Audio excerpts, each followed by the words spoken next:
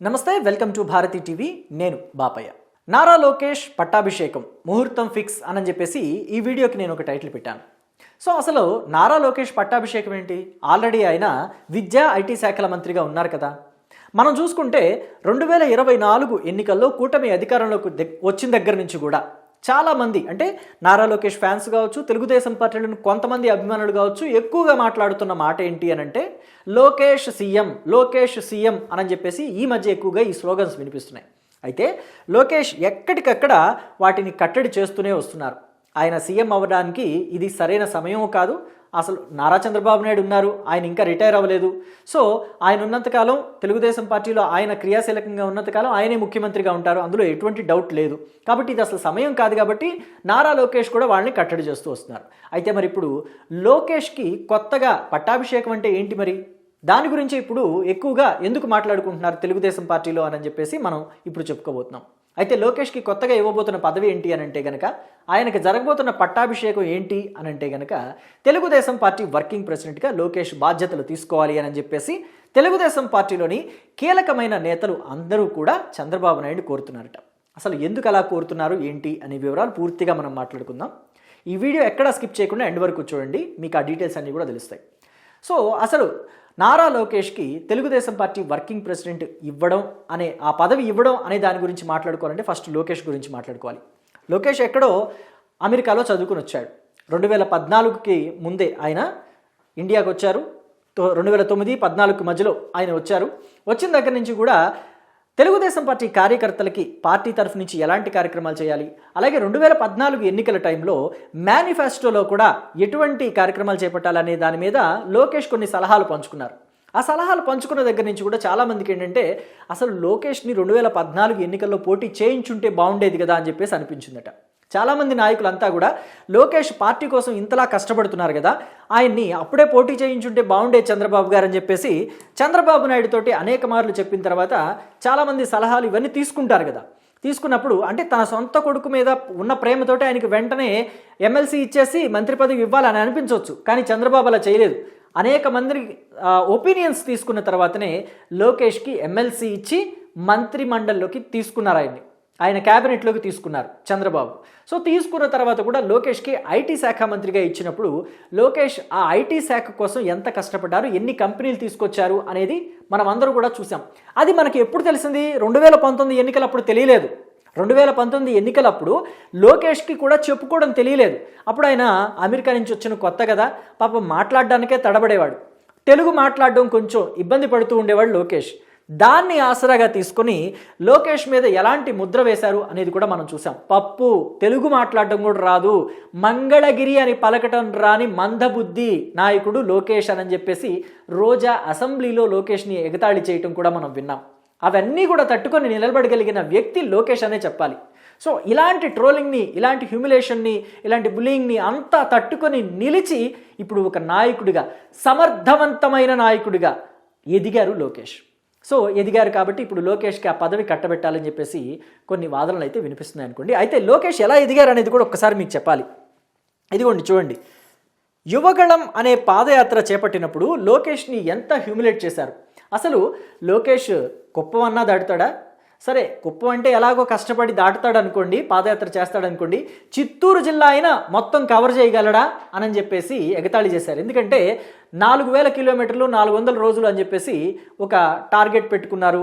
దానికి సంబంధించి ఒక రూట్ మ్యాప్ క్రియేట్ చేసుకున్నారు, వాళ్ళు రూపొందించుకున్నారు. మొత్తం అంతా పాదయాత్ర చేయాలి, తెలుగుదేశం పార్టీని బలోపేతం చేయాలి, సంఘటితం చేయాలి, కార్యకర్తలందరినీ, నాయకులందరినీ కూడా ఏకం చేయాలి.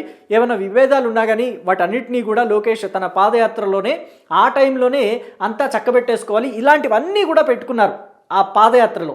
సో అయితే మొదట్లో లోకేష్ పాదయాత్రని వైసీపీ లైట్ తీసుకుంది. ఏం చేస్తాడులే, ఎంత నడుస్తాడులే, లోకేష్ దగ్గర అంత స్టామినా లేదనుకుంది. కానీ లోకేష్ ఎవరి మనవడు, ఎవరి వారసుడు అనంటే ఇదిగోండి నారా చంద్రబాబు నాయుడు కొడుకే. కానీ అతని పెరిగింది ఎక్కడ? ఇదిగోండి నందమూరి ఇంట్లో, నందమూరి తారక రామారావు దగ్గర కూడా పెరిగారు కదా. సో అందుకని ఆ పట్టుదల, ఆ బ్లడ్లో ఇవి కూడా ఉన్నాయి, పట్టుదల లాంటివి అవన్నీ కూడా ఉన్నాయి. సో ఏదైనా నీకు చేత కాదు, నువ్వు చేయలేవు అని చెప్పేసి హ్యూమిలేట్ చేసినప్పుడు దాన్ని సాధించి చూపించే తత్వం ఎన్టీ రామారావుది. అలాంటి తత్వాన్ని పుణికిపుచ్చుకున్నాడు లోకేష్. కాబట్టి ఆ యువగళం పాదయాత్రని ఎంత సక్సెస్ఫుల్గా పూర్తి చేశాడు అనేది కూడా మనం చూసాం. అంటే ఆ పాదయాత్రలో ఎన్ని అవరోధాలు సృష్టించారో మనం విన్నాం. అంటే ఎక్కడైనా కార్నర్ మీటింగ్స్ పెట్టుకోవడానికి పాదయాత్రలు చేసేటప్పుడు జగన్మోహన్ రెడ్డి కూడా పెట్టారు కార్నర్ మీటింగ్స్. చంద్రబాబు నాయుడిని 2019 ఎన్నికలకు ముందు ఆ పాదయాత్ర ప్రజా సంకల్ప యాత్రలో ఎంత తూర్పారబట్టారో మనం చూసాం. కానీ లోకేష్కి అలా మాట్లాడే అవకాశం కూడా ఇవ్వలేదు, అలా కార్నర్ మీటింగ్స్ పెట్టుకునే ఛాన్స్ కూడా ఇవ్వలేదు. చివరికి స్టూల్ మీద ఎక్కి చిన్న చిన్న సౌండ్ బాక్సులు పెట్టుకుని మాట్లాడాల్సి వచ్చింది లోకేష్. ఆ స్థాయికి అవతల పార్టీ భయపడింది అని అంటే మనం అర్థం చేసుకోవచ్చు లోకేష్ ఎలా ఎదిగారు, డే బై డే ఎంత అంటే పురోగతి సాధించారు, ఒక రాజకీయ నాయకుడిగా ఎలా ఎదిగారు అనేది కూడా మనం అర్థం చేసుకోవచ్చు. ఇంకొకటి కూడా మనం ఎగ్జాంపుల్గా చెప్పుకోవచ్చు. ఒకప్పుడు మీడియా వాళ్ళ ముందు మాట్లాడుతూ తడబడిన లోకేష్ ఆ తర్వాత మీడియా వాళ్ళని బ్రదర్ అయిపోయిందా, క్వశ్చన్స్ ఏం లేవా, సాక్షి వచ్చావా లేదా అని చెప్పేసి సాక్షి చేత అటెండెన్స్ వేయించుకొని, సాక్షి చేత నేను వచ్చానని చెప్పించుకొని, సార్ ఇక్కడున్నానని ఆ విలేకరి చేత చెయ్యెత్తి అందరికీ కనపడేలాగా ఆ సాక్షి వాళ్ళని ఎంత ట్రోలింగ్ చేశారో, లోకేష్ ఎంత టీజ్ చేశారో, ఎంత ర్యాక్ చేశారో మనం చూసాం. ఎక్కడ భయపడిన లోకేష్, ఎక్కడ కాస్త తడబడిన లోకేష్, ఎక్కడ సాక్షిలో సీనియర్ జర్నలిస్టుని కూడా ర్యాగింగ్ చేసే స్థాయికి వెళ్ళిన లోకేష్ మనకు ఆశ్చర్యం కలగక మానదు. ఇక ఈ యువగళం పాదయాత్ర గురించి ఇంకో విషయం చెప్పుకోవాలి. ఈ యువగళం పాదయాత్రలో అప్పుడు రివీల్ చేశారు లోకేష్ తాను 2017-19 మధ్యలో ఆయన ఐటీ శాఖ మంత్రిగా ఉన్న టైంలో ఎన్ని కంపెనీలని తీసుకొచ్చారు, ఎన్ని ఎంఓయూలు కుదుర్చుకున్నారు, ఎన్ని గ్రౌండ్ అయిన వాటిని జగన్మోహన్ రెడ్డి ఎన్ని తరిమేశారు అనే విషయాన్ని కూడా ప్రతి ఒక్కదాన్ని సెల్ఫీ వీడియోస్, సెల్ఫీ ఫొటోస్ పేరుతోటి లోకేష్ తన పాదయాత్ర యువగళంలో ఎన్ని కంపెనీల గురించి వివరించి చెప్పారనేది అప్పుడు తెలిసింది జనానికి. సో ఇక లోకేష్ లాంటి నాయకుడిని వదులుకోకూడదు అని చెప్పేసి జనాలు కూడా ఓట్లేసి గెలిపించుకున్నారు. ముఖ్యంగా లోకేష్ పోటీ చేయటం అనే విషయాన్ని గురించి మాట్లాడుకుంటే మనం మంగళగిరి గురించి మాట్లాడుకోవాలి. మంగళగిరిలో లోకేష్ పోటీ చేస్తానని చెప్పేసి చెప్పారు 2019 ఎన్నికల్లో. అసలు లోకేష్ని మంగళగిరిలో పోటీ చేయొద్దు అని చెప్పేసి తెలుగుదేశం పార్టీ నాయకులు చాలామంది చెప్పారు. ఎందుకంటే అది బీసీ ఓటు బ్యాంక్ ఉన్న నియోజకవర్గం. తెలుగుదేశం పార్టీ చాలా తక్కువ సమయాల్లో గెలిచింది. ఎప్పుడో 1983 అలా 1-2 సార్లు గెలిచింది తప్ప ఇక మరోసారి గెలవలేదు. అలాంటి టఫెస్ట్ కాన్స్టిట్యుయెన్సీలో మీరు పోటీ చేస్తే ప్రమాదం లోకేష్ గారు అని చెప్పినా కానీ నో నేను అక్కడే పోటీ చేస్తాను అని చెప్పేసి కేవలం ఒక నెల రోజుల ముందు వెళ్ళి పోటీ చేశారు. అయితే ఓడిపోయింది మాత్రం చాలా తక్కువ ఓట్లతోనే, ఎంత మహా అయితే 5,000 నుంచి 10,000 లోపు ఓడిపోయారేమో. మెజారిటీ కూడా ఆళ్ల రామకృష్ణారెడ్డికి అంత ఎక్కువేం రాలేదు, అని చెప్పేసి పెద్ద మెజారిటీ ఏం సాధించలేదు ఆయన.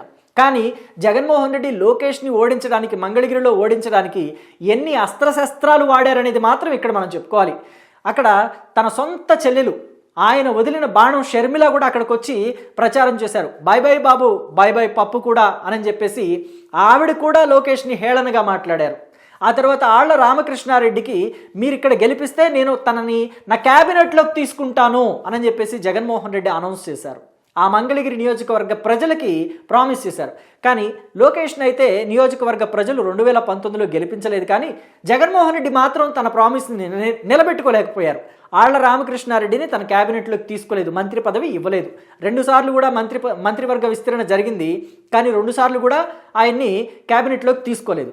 అలా జగన్మోహన్ రెడ్డి మాట తప్పారు. కానీ లోకేష్ మాత్రం మంగళగిరి నియోజకవర్గ ప్రజలు తనని గెలిపించకపోయినా నాకెందుకు, నన్ను గెలిపించలేదు కదా, ఇక్కడ నేను ఎందుకు పోటీ చేయాలి, నెక్స్ట్ 2024 ఎలక్షన్స్కి నేను కుప్పంలోనో లేకపోతే చిత్తూరు జిల్లాలోనో కృష్ణా జిల్లాలోనో తెలుగుదేశం పార్టీకి బలమైన ఓటు బ్యాంక్ ఉన్న నియోజకవర్గాన్ని సెలెక్ట్ చేసుకుని అక్కడ గెలుస్తాను, అక్కడే పోటీ చేస్తానని చెప్పేసి లోకేష్ డిసైడ్ అవ్వచ్చు. కానీ మళ్ళీ అదే మంగళగిరి నియోజకవర్గంలో పోటీ చేశారు, అదే నియోజకవర్గంలో నిలబడ్డారు. అదే నియోజకవర్గంలో 2019 నుంచి 2024 వరకు ప్రభుత్వం అమలు చేసే సంక్షేమ పథకాలతోటి సమానంగా లోకేష్ కూడా కొన్ని సంక్షేమ పథకాల లాంటి వాటిని తన సొంత డబ్బులతోటి పంచారు. కానీ లోకేష్ ఎంత పట్టుదలతో ఉన్నారు అనేది మంగళగిరి నియోజకవర్గ ప్రజలందరూ కూడా చూశారు. ఎంత భరోసా ఇచ్చారనేది కూడా లోకేష్ ఆ ప్రజలందరికీ తెలుసు. అందుకనే లోకేష్ని అఖండమైన మెజారిటీతో గెలిపించారు. ఇక లోకేష్ని ఓడించడానికి 2024 ఎన్నికల టైంలో జగన్మోహన్ రెడ్డి ఎంతమంది అభ్యర్థుల్ని మార్చారో కూడా మనం చూసాం. ఫస్ట్ ఆళ్ల రామకృష్ణారెడ్డి ఉంటే ఆయన్ని తీసేసి గంజి చిరంజీవిని తీసుకొచ్చి పెట్టారు ఇన్ఛార్జిగా. ఆ తర్వాత ఆయన్ని కూడా కాదని మురుగుడు లావణ్యకి ఇచ్చారు. మురుగుడు లావణ్యకి ఇస్తారా, నాకు ఇవ్వరా అని చెప్పేసి ఆళ్ల రామకృష్ణారెడ్డి అలిగి వెళ్ళిపోతే కాంగ్రెస్ పార్టీలోకి మళ్ళీ ఆయన్ని బుజ్జగించి తీసుకొచ్చి వైఎస్ఆర్ కాంగ్రెస్ పార్టీలో జాయిన్ చేసుకున్నారు. సో ఇన్ని జరిగాయి మంగళగిరి నియోజకవర్గంలో. కానీ లోకేష్ మాత్రం మంగళగిరిని వదిలిపెట్టలేదు. మంగళగిరి అభివృద్ధి కోసం మంత్రిగా ఎన్ని చేయాలో, ఎమ్మెల్యేగా ఎన్ని చేయాలో అన్ని చేస్తున్నారు. ప్రతి నెల కూడా మంగళగిరి నియోజకవర్గంలో ప్రజా దర్బార్ లాంటివి నిర్వహించి ప్రజల నుంచి వినతి పత్రాలు తీసుకుని ఆ సమస్యలన్నిటినీ కూడా పరిష్కరించేలాగా కృషి చేస్తున్నారు. ఇన్ని చేస్తున్నారు కాబట్టే లోకేష్లో ఎంత మార్పు వచ్చింది అన్న విషయం ప్రజలకి బాగా అర్థమైంది. కేవలం ప్రజలకే కాదు, నాయకులకు కూడా అర్థమైంది. లోకేష్ గతంలో లాగా లేరు, చాలా మార్పు వచ్చింది, చాలా ట్రాన్స్ఫర్మేషన్ జరిగింది ఆయనలో. సో కాబట్టి లోకేష్ మనకి ఫ్యూచర్ లీడర్ అని చెప్పేసి వాళ్ళంతా కూడా అర్థం చేసుకున్నారు. తెలుగుదేశం పార్టీలోని కీలకమైన నేతలు కొంతమంది గతంలో లోకేష్ నాయకత్వం పట్ల పెదవి విరిచిన వాళ్ళు కూడా ఇప్పుడు జై లోకేష్, లోకేష్ నాయకత్వం వర్ధిల్లాలి అనే స్థాయికి వచ్చేశారు. సో వాళ్ళంతా కూడా ఇప్పుడు చంద్రబాబు మీద ప్రెజర్ పెడుతున్నారు. లోకేష్ని ఇలాంటి టైంలో కనుక మీరు వర్కింగ్ ప్రెసిడెంట్ చేస్తే అది చాలా యూజ్ అవుతుంది. లోకేష్ ఇప్పుడు చూసుకుంటే ఐటీ విద్యాశాఖల మంత్రిగా ఎంత పని చేస్తున్నారు, ఎంత ఫోకస్ పెట్టారు వాటి మీద అనేది మీరు చూస్తున్నారు సార్.